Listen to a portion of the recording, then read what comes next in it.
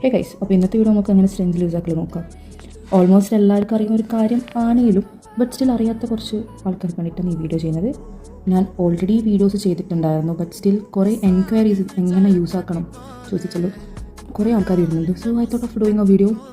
അത്ര വല്ല ഒരു പണിയുള്ളൊരു സംഭവമല്ല സ്ട്രെങ്തിൽ യൂസ് ആക്കൽ. എന്നാലും ഒരു രണ്ട് ശ്രദ്ധിക്കേണ്ട കാര്യമുണ്ട്. ഒന്നാമത്തെ എന്താ വെച്ചാൽ അടിയത്തെ സ്റ്റിക്കറിന് നമ്മൾ റിമൂവ് ആക്കേണ്ട. ആദ്യം അടിയത്തെ റിമൂവ് ആക്കി കയ്യിൽ ഒട്ടിച്ചതിന് ശേഷമാണ് മേലെ കാണുന്ന ഒരു സ്റ്റിക്കർ റിമൂവ് ആക്കേണ്ടത്. അല്ലെങ്കിൽ നമ്മൾ വിചാരിച്ച ഒരു ഡിസൈൻ അല്ലെങ്കിൽ ഒരു പാറ്റേൺ നമുക്ക് കിട്ടണമെന്നില്ല. സോ നിങ്ങൾ വീഡിയോയിൽ കാണിക്കുന്ന പോലെ തന്നെ ചെയ്യണം. പിന്നെ കുറേ പേര് ചോദിക്കുന്ന ഒരു കാര്യമാണ്, മോസ്റ്റ്ലി ആൾക്കാർ ചോദിച്ചിരുന്നത് കാരണം സ്റ്റെൻസിൽസ് റീയൂസ് ചെയ്യാൻ പറ്റുന്നത്. റീയൂസ് ആക്കാൻ പറ്റില്ല. ഇത് വൺ ടൈം യൂസിനുള്ള സ്റ്റെൻസിൽസ് ആണ്. നമ്മളെ കയ്യിൽ മീഡിയം, ലാർജ്, കിഡ് സ്റ്റെൻസിൽസ് എല്ലാം അവൈലബിൾ ആണ്.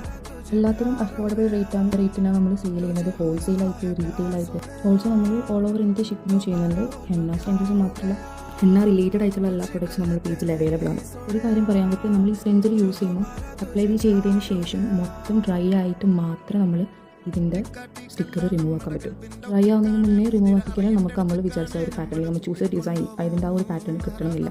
അപ്പോൾ അത്രേ ഉള്ളൂ ഇന്നത്തെ വീഡിയോയിൽ. ഇതുപോലത്തെ വീഡിയോസ് ചെയ്യുവാണെങ്കിൽ മീഡിയം ചെയ്യാം. അപ്പോൾ അത്രേ ഉള്ളൂ. ബൈ.